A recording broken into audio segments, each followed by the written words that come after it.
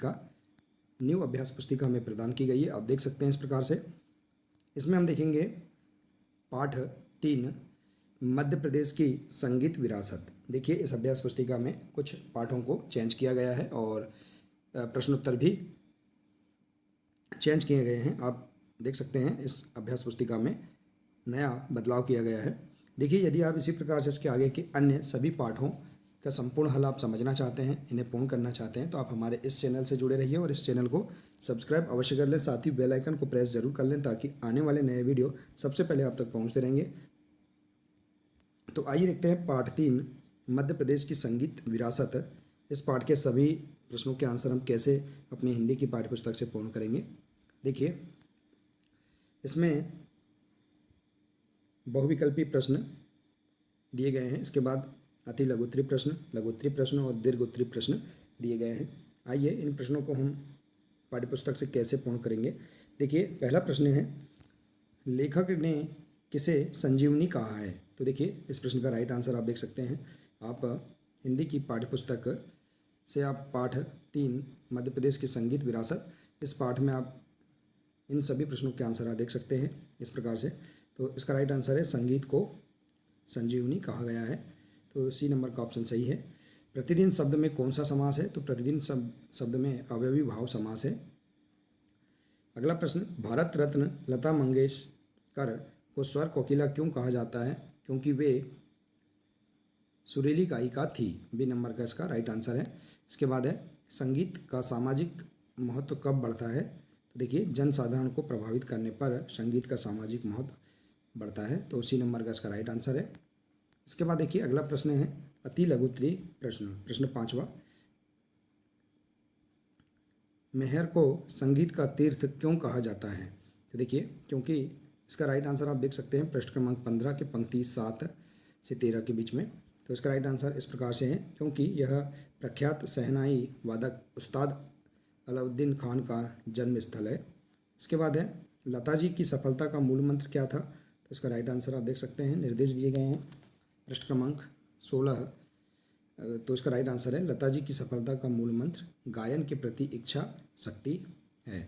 इसके बाद अगला प्रश्न है, जिस समाज में कला का स्थान नहीं है वह कैसा हो जाता है। तो इसका राइट आंसर देखिए, वह समाज प्राणहीन हो जाता है। अगला प्रश्न, मध्य प्रदेश की संगीत अकादमिक उस्ताद अलाउद्दीन खां के नाम से क्यों है। इसका राइट आंसर आप देख सकते हैं पृष्ठ क्रमांक 15 के अनुच्छेद 2 से। क्योंकि देखिए इसका आंसर है, क्योंकि उस्ताद अलाउद्दीन खान संगीत के क्षेत्र में प्रसिद्ध व्यक्ति हैं। तो देखिए इस प्रकार से अति लघुत्तरी जो प्रश्न हैं इनके आंसर आप एक वाक्य में इस प्रकार से उत्तर दे सकते हैं। इसके बाद है लघुत्तरी प्रश्न, प्रश्न 9, संगीत संजीवनी कैसे बनता है। देखिए इसका राइट आंसर पृष्ठ क्रमांक 14 से पंक्ति 6 से, साधना अर्चना और आराधना को जोड़ने पर संगीत संजीवनी बनता है। अगला प्रश्न है प्रश्न 10, लता जी को समूचे राष्ट्र की गायिका क्यों कहा जाता है। तो इसका आंसर आप देख सकते हैं पृष्ठ क्रमांक 16 से। इस प्रकार से आप लिख सकते हैं, क्योंकि लता जी ने हर धर्म और राग के गीतों को अपने मधुर वाणी से गाया है। इसके बाद है अगला प्रश्न, देश कब धन्य हो जाता है। तो राइट आंसर आप देख सकते हैं पृष्ठ क्रमांक 15 से, जिस देश में कुमार गंधर्व जैसा संगीतज्ञ पैदा हो जाता है तब देश धन्य हो जाता है।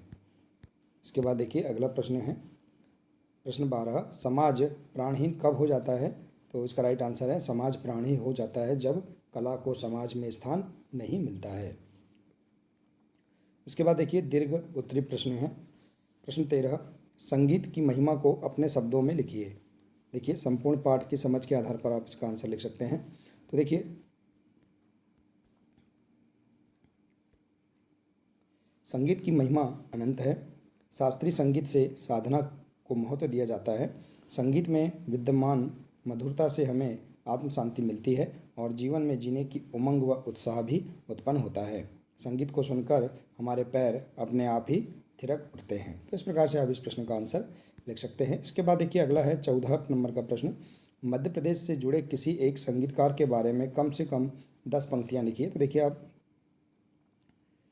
शिक्षक के सहयोग से स्वतंत्र अभिव्यक्ति के आधार पर लिख सकते हैं, जैसे कि तानसेन संगीतकार हैं, इनके बारे में आप 10 पंक्ति लिख सकते हैं इस प्रकार से कम। तो देखिए, तानसेन हिंदुस्तानी शास्त्रीय संगीत के एक महान ज्ञाता थे। उन्हें सम्राट अकबर के नवरत्नों में भी गिना जाता है। संगीत सम्राट की नगरी ग्वालियर के लिए कहावत प्रसिद्ध है कि यहाँ बच्चे रोते हैं तो स्वर में और पत्थर लुढ़कते भी हैं तो ताल में। इसके बाद इस नगरी ने पुरातन काल से आज तक एक से बढ़कर एक संगीत प्रतिभाएं संसार को दी हैं और संगीतकार तानसेन सर्वोपरि हैं। तो इस प्रकार से आप यहाँ पर कम से कम 10 पंक्तियाँ आप किसी एक संगीतकार के बारे में लिख सकते हैं। देखिए इस प्रकार से। तो देखिए इस प्रकार से आप यहाँ पर पाठ 3 के सभी